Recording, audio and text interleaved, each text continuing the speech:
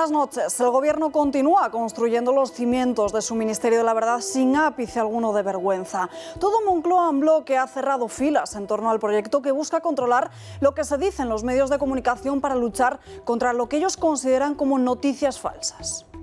Aquí de lo que se trata es de preservar la libertad de expresión y el derecho a una información veraz, que también es una obligación pública.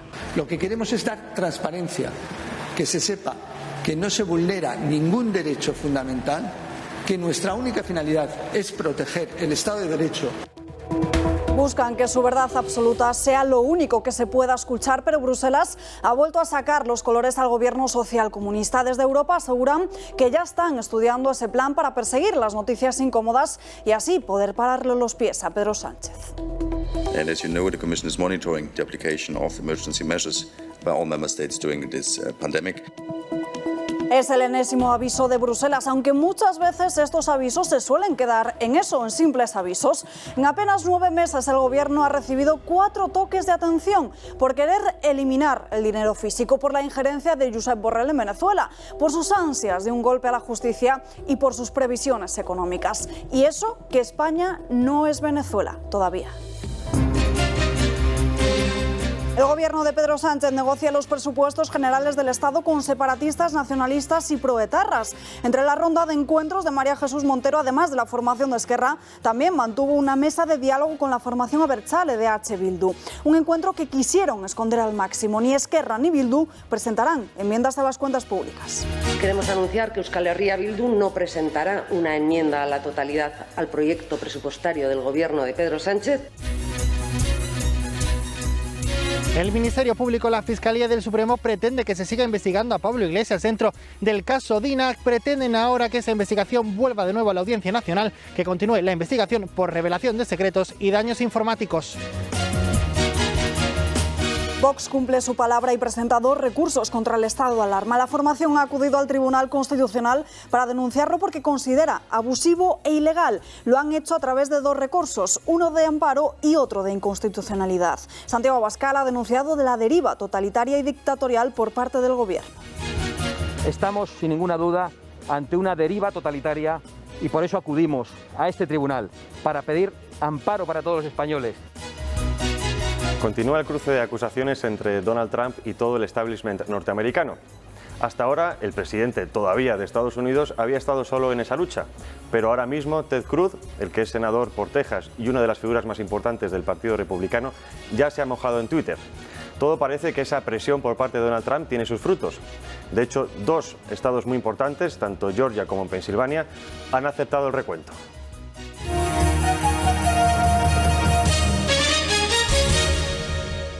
Continúa la polémica por la estrategia de manipulación de Moncloa y no es para menos. El control que el Gobierno quiere ejercer sobre los medios de comunicación al determinar qué información es veraz y cuál no, según su propio criterio.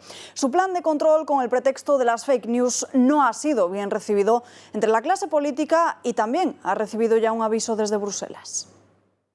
González Laya tiene clara la teoría. Aquí de lo que se trata es de preservar la libertad de expresión y el derecho a una información veraz. Que también recoge el BOE. Fortalecer la libertad de expresión y el debate democrático. Pero con un matiz polémico. Examinando la libertad y pluralismo de los medios de comunicación. Dice el Gobierno que va a controlar la difusión de la desinformación. En el límite quizás colisione con la libertad de prensa. Las asociaciones de periodistas ya alertan. El plan del Gobierno puede convertirse en censura. La libertad de expresión y de información pueden quedar coartados y sometidos a un control. Y la oposición coincide. El Gobierno de la mentira quiere crear un ministerio de la verdad.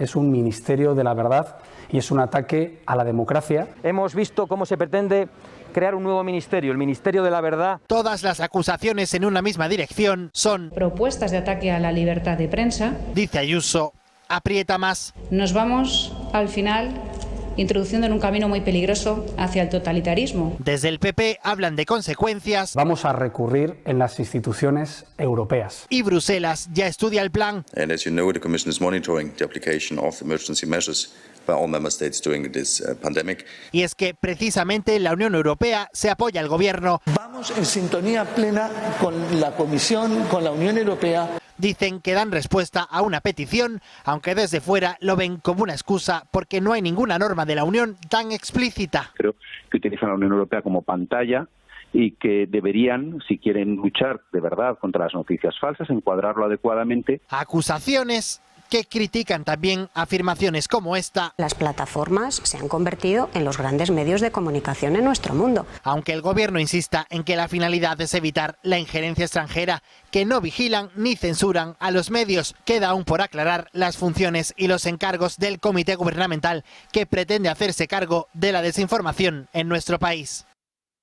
La obsesión de Pedro Sánchez con los medios y de su gurú, de Iván Redondo, viene de lejos. Radio Televisión Española es el claro ejemplo de medio puesto al servicio del Ejecutivo y si no, vean lo que ha denunciado Vox a través de las redes sociales. La formación de Santiago Abascal critica que se trata de un fake descarado y vergonzoso de Televisión Española. Y es que en el rótulo se escribe que Jorge Buxadé ha dicho que Vox apoya actos violentos contra la policía. Pero en realidad no dijo nada de esto, dijo todo lo contrario. Vean. Claro, formular una pregunta donde la respuesta ya está incluida, ha dicho, ¿ustedes apoyan estos actos violentos? No, no es cierto. No es cierto. En ningún caso.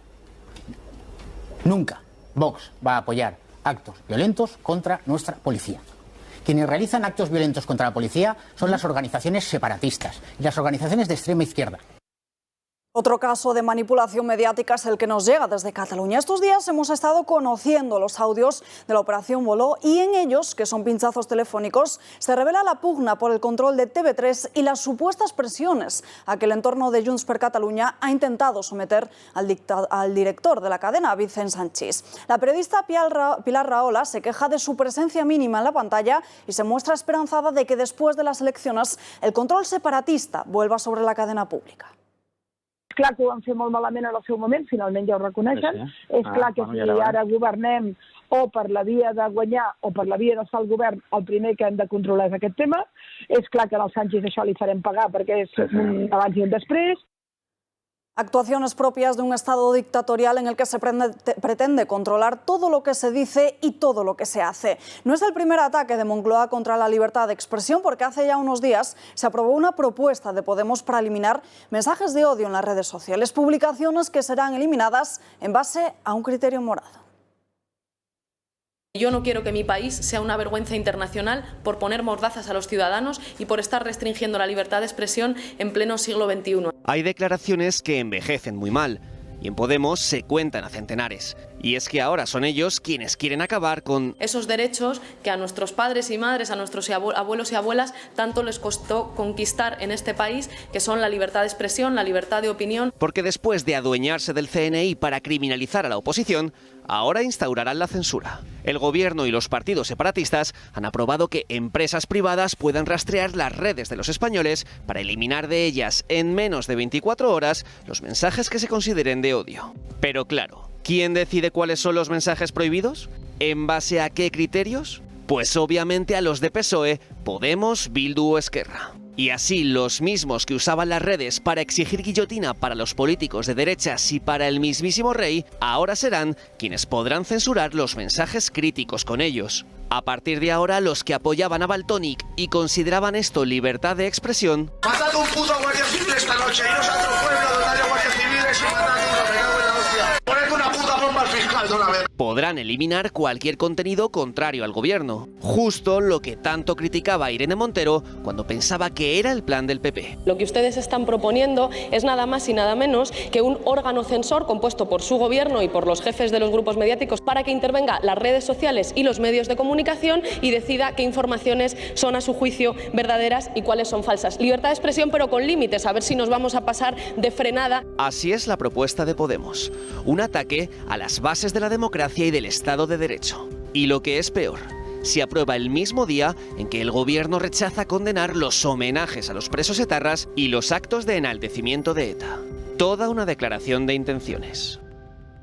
El PSOE ha consumado el golpe al castellano al pactar con los separatistas de Esquerra suprimirlo como lengua vehicular en las aulas. Ayer mismo se aprobó en el Congreso de los Diputados un nuevo texto que deja en manos de las comunidades la capacidad de controlar si se enseña en castellano en las escuelas con lengua cooficial.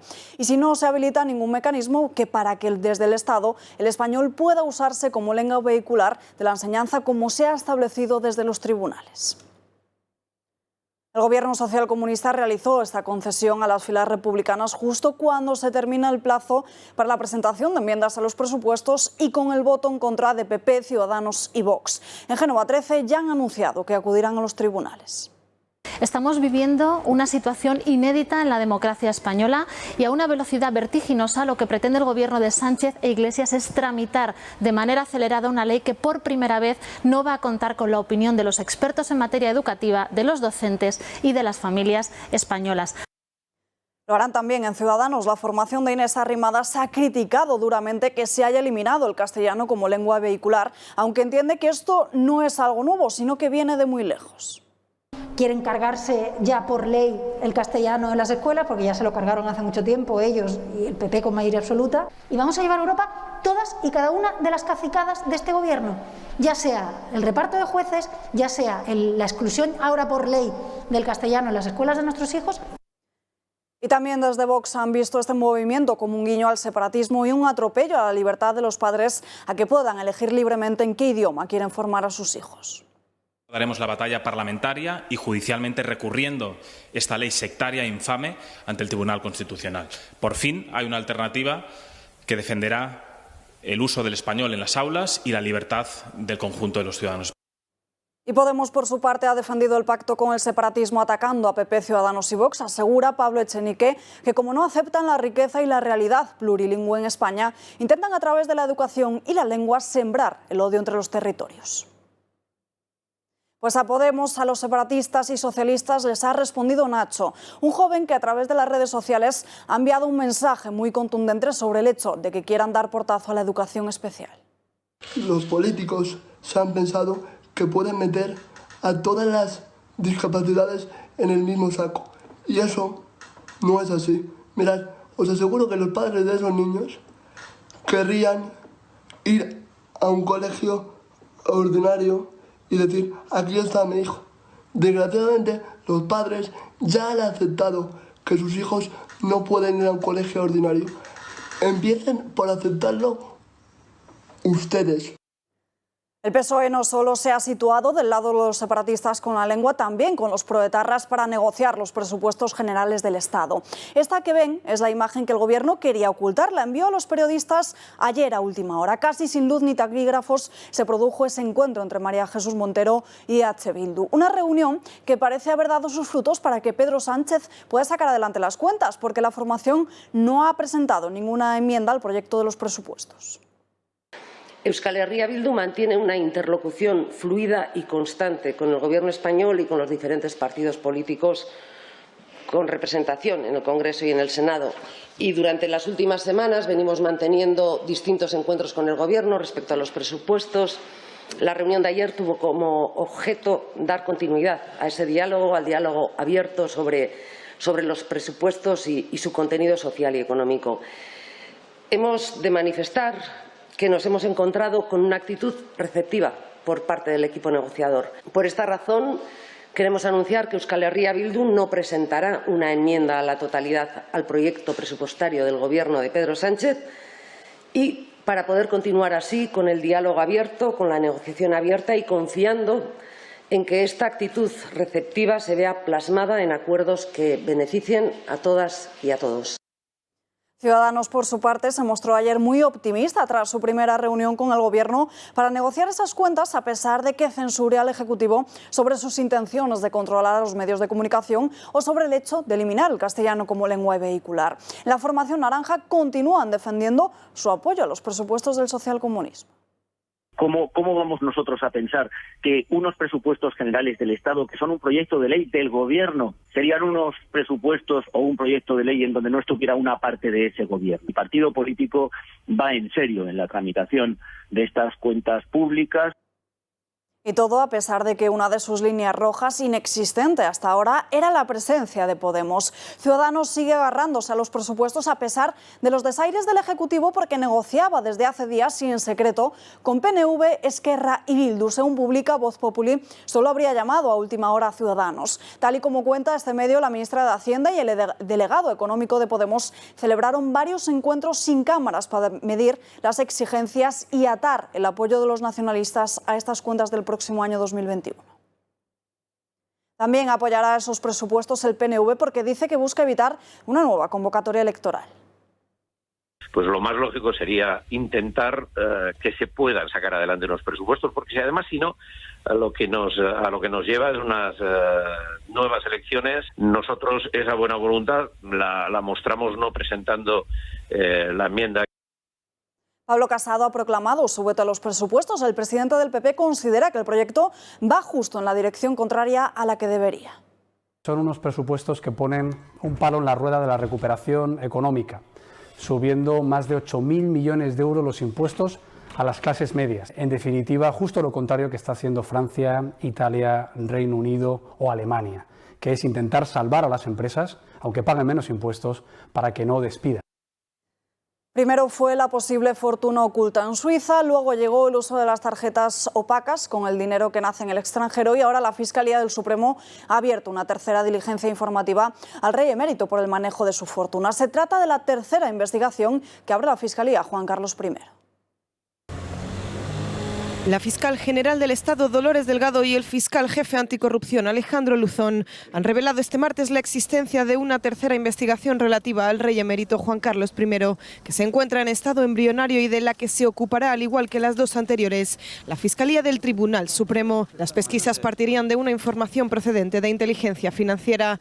Durante un encuentro informal con la prensa, Delgado y Luzón no han revelado ningún aspecto relativo al contenido de esta nueva investigación al rey, que se une a la ya abierta por posibles comisiones procedentes del AVE a la Meca y la más reciente sobre posibles pagos con una tarjeta opaca del que se podrían haber beneficiado Juan Carlos I y otros miembros de su familia sin ser titulares de la cuenta asociada a este medio de pago. Dolores Delgado ya dictó este martes un decreto ordenando a la Fiscalía Anticorrupción que remita con efectos inmediatos unas diligencias de investigación iniciadas en 2019 para que sea la Fiscalía del Tribunal Supremo la que continúe las actuaciones hasta su conclusión y efectos. La Fiscalía del Tribunal Supremo ya asumió el pasado mes de junio las diligencias de investigación relativas a la presunta existencia de cuentas bancarias del rey emérito en Suiza, donde habría ingresado donaciones realizadas por monarcas de países del Golfo Pérsico. Nuevo giro de 360 grados al caso Dina, en el que se investiga el robo del teléfono a la que fuera asesora de Podemos, Adina Busselham, y que ha sufrido ya varios giros porque Pablo Iglesias es vicepresidente, lo que complica su imputación. Hoy la Fiscalía del Supremo ha pedido a la Audiencia Nacional, Alberto Soto, que termine de agotar su investigación sobre el Morado. Muy buenas noches.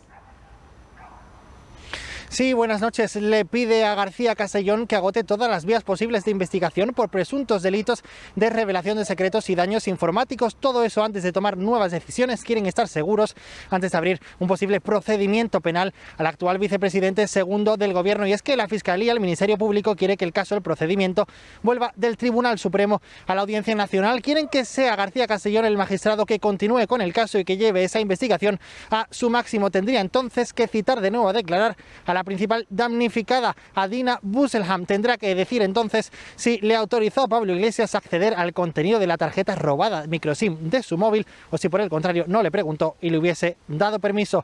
Ahora el Tribunal Supremo lo que tiene que decidir es si admite el escrito de García Castellón para que la causa pase al Supremo o por el contrario lo devuelva a la Audiencia Nacional, que es lo que ha pedido hoy el Ministerio Público. Gracias, Alberto. Y en la audiencia de Mallorca han declarado hoy los acusados de pagar a menores tuteladas a cambio de sexo. Los dos individuos se han defendido asegurando que creían que las chicas implicadas eran en realidad mayores de edad. Varias de las víctimas eran menores tuteladas y residían en centros especiales de acogida. Los acusados son un español de 64 años acusado de 2 delitos de corrupción de menores y un nigeriano de 39 años acusado de varios delitos por corrupción de menores y otro de abuso sexual sobre una menor de 16 años con acceso carnal. Vox ha llevado hoy 2 recursos al Tribunal Constitucional contra un estado de alarma abusivo e ilegal. El presidente de Vox, Santiago Abascal, y la secretaria general del Grupo Parlamentario en el Congreso, Macarena Olona, han sido los encargados de llevar tanto el recurso de inconstitucionalidad como el de amparo ante la justicia. Tal y como han explicado desde la formación, con esta estrategia se podría conseguir la suspensión inmediata de este estado de alarma sin necesidad de esperar a la resolución del recurso principal. Estamos solo ante la punta del iceberg de una deriva totalitaria y dictatorial por parte del Gobierno de la Nación. Estamos, sin ninguna duda, ante una deriva totalitaria y por eso acudimos a este tribunal para pedir amparo para todos los españoles. El coronavirus entra de lleno en las residencias. Cuando la segunda ola de la pandemia se acelera en España, los brotes de COVID vuelven a poner el foco en estos centros, ya que los más grandes se están produciendo allí. El Gobierno cifra que los mayores fallecidos en residencias sube hasta las 20.268 en la primera ola. La vicepresidencia segunda da las primeras cifras oficiales sobre los ancianos que fallecieron por coronavirus en centros hasta el 23 de junio. Un 6% de los residentes perdieron la vida, lo que supone una alta afectación si se compara con otros países de la OCDE. Esta semana, en el cómputo total de víctimas mortales, se sumaron de golpe más de 1.600 muertes tras un cambio en el conteo. España ha tenido que lamentar la pandemia, la pérdida de más de 38.000 personas, aunque los expertos alertan de muchos más e incluso el informe Momo o el Instituto de Salud Juan Carlos III apuntan a muchos miles más. No obstante, Sanidad sigue defendiendo su sistema de datos. Vamos a ver, los datos son los que son. Los datos son los que vamos publicando diariamente. En España en estos momentos hay 38.486 personas que han fallecido con un diagnóstico positivo por las pruebas autorizadas de PCR.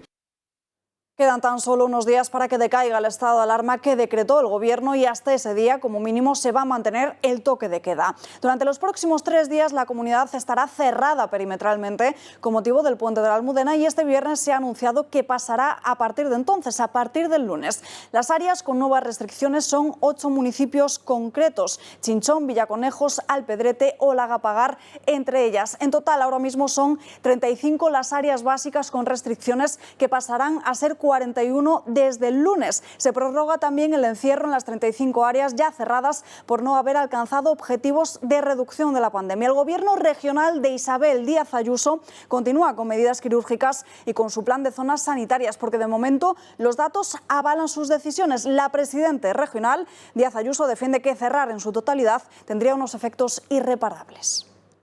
Madrid es distinta y España es distinta gracias a todo ello. Y por eso es muy importante que no se cierren nunca. Es muy importante buscar siempre alternativas para que, aunque sea a medio gas ahora en los momentos más difíciles, sigáis adelante. Porque cerrar es muy fácil, pero abrir es muy complicado. Y negocio que se cierra, da igual el tiempo por el que sea, es tiempo en el que no se pueden pagar nóminas. El País Vasco ha ido más allá al adelantar el toque de queda a las 10 de la noche y cerrar la hostelería a partir de esta misma medianoche. Se mantiene el confinamiento perimetral de la comunidad que decretó la semana pasada y limita las reuniones sociales a 6 personas. A partir de mañana las calles estarán prácticamente vacías con el cerrojazo total a la hostelería. No ha hecho nada por cambiar la situación y se está volviendo a pasar por lo mismo y desgraciadamente volverá a pasar si no se pone algún otro tipo de remedio, para que podamos seguir adelante, porque si no esto nos aboca a muchísima gente al cierre. Y solo se nos estigmatiza a la hostelería y ya estamos hartos. Vosotros no lo estáis haciendo bien, no estáis dando ni una solución, solo prohibición. Siempre pagamos los mismos, siempre cierran a los más débiles. Todo el mundo está pendiente hoy de Estados Unidos, aunque Joe Biden acaricia la Casa Blanca en las últimas horas. Parece que todavía no es definitivo y todavía no sabemos quién será el presidente de los Estados Unidos para los próximos 4 años. Es una batalla informativa de la que no sabemos nada por el momento. Javier Villamor, muy buenas noches. Así es, Alba, buenas noches. Todo es un absoluto caos informativo. Hasta el momento Donald Trump parecía solo en esta batalla contra el establishment norteamericano, pero Ted Cruz ha salido a darle un apoyo. Ha escrito recientemente un tuit, el senador por el estado de Texas, en el que asegura que tiene que haber transparencia en el recuento de votos. ¿Y transparencia por qué? Porque también, según fuentes del entorno de Donald Trump, ellos habrían marcado con marcas de agua los votos por correo oficiales que se enviaron antes de tiempo para poder separarlos de los del supuesto tongo del que tanto hablan. En concreto, esa presión de Donald Trump ha surtido efecto en 2 estados. Parece ser que Georgia acepta ese recuento de votos y que en Pensilvania se aceptan los observadores del Partido Republicano también para ese recuento de votos. Así es como hemos llegado hasta este momento.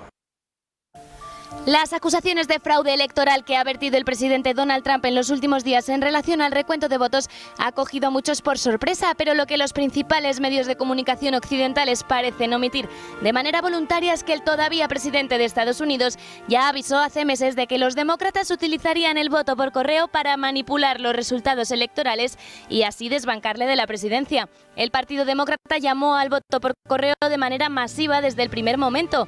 Sabían que así podrían dar la vuelta a los resultados si no bastaba con tener toda la maquinaria. Y es que en los últimos meses ha ocurrido exactamente lo mismo que ocurrió en las elecciones de 2016, cuando Trump venció a Hillary Clinton. Todos los medios de comunicación daban la victoria a Biden a pesar de que el candidato demócrata no fuera capaz de llenar ni un solo acto de campaña. Mientras que Trump conseguía reunir a decenas de miles de seguidores en cada evento, Biden apenas conseguía llenar un aula de primaria en un colegio, incluso con Obama haciéndole la campaña.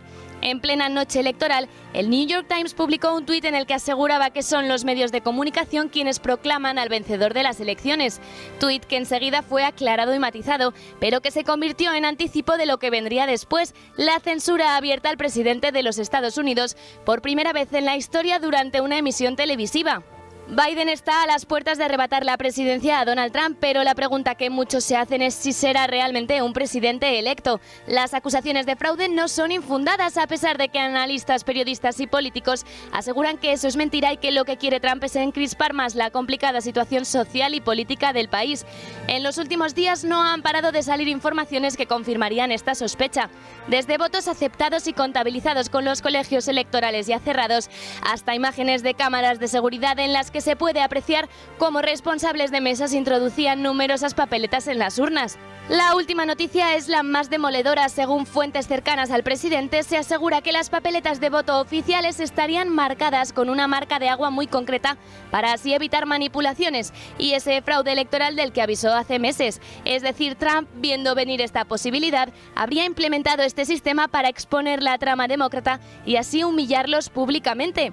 Los demócratas quieren evitar esa posibilidad sea como sea. La organización Judicial Watch había contabilizado casi 2 millones de votos extra en 353 condados de 29 estados.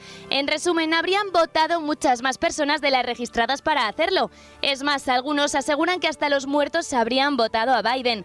Los medios a favor del establishment al que hace frente Trump han cortado todas sus comparecencias en las que habla de fraude. Y esta no es la única censura que ha sufrido el todavía presidente de los Estados Unidos. También Twitter se ha sumado al boicot contra el republicano y aunque muchos defienden que en la estrategia de Donald Trump entraba el acusar de fraude a los demócratas en caso de ganar estos, la realidad es que los tribunales de Pensilvania y Georgia han estimado la denuncia y aceptado un recuento de los votos. De momento lo que han conseguido los medios es que el denunciante del fraude, Trump, aparezca como el culpable. Pero lo que queda claro es que los demócratas se mostraron muy seguros de esta victoria desde el primer momento de la campaña.